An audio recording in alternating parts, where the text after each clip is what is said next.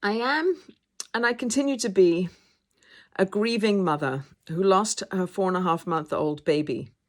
So, admittedly, it was 34 years ago.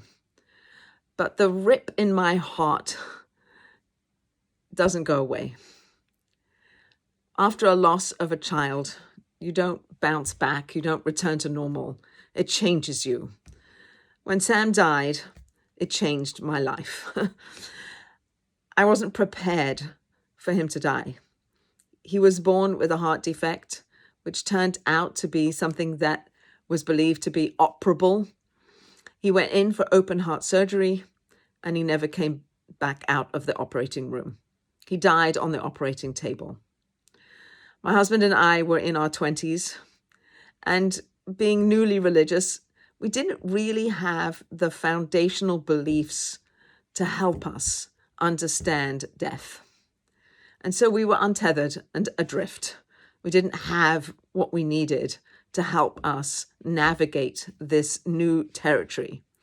Old people die, not babies, and certainly not my baby. And so one of the overarching quests after Sam died was to try to understand, where did he go? What happened to him? I had spent the last 4.5 months taking care of him with every fiber of my being. I had prayed for his well-being. I had taken care of his every need, etc., etc. And now where was he? Did he need me? Was he okay? Who was taking care of him? I wanted to understand more.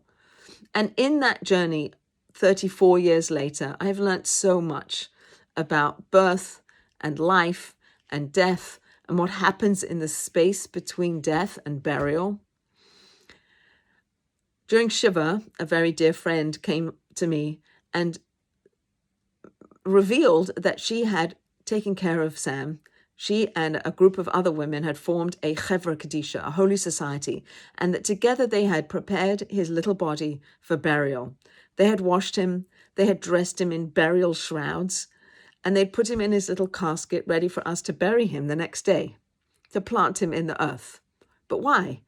What are the beliefs of the Chevra Kadisha? Why they do what they do? Where do these customs come from?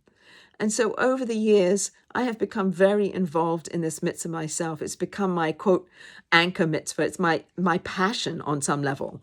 It's something I get excited to talk about because there's so much here. There's so much to know. And knowing it has been such a huge source of comfort for me.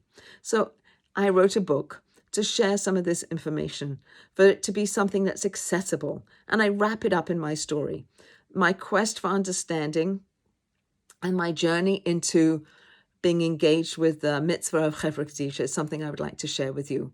I would like to share with you what it is that we do and why we do what we do and what comfort it can bring to know this information. And that's what I would like to speak to you about today.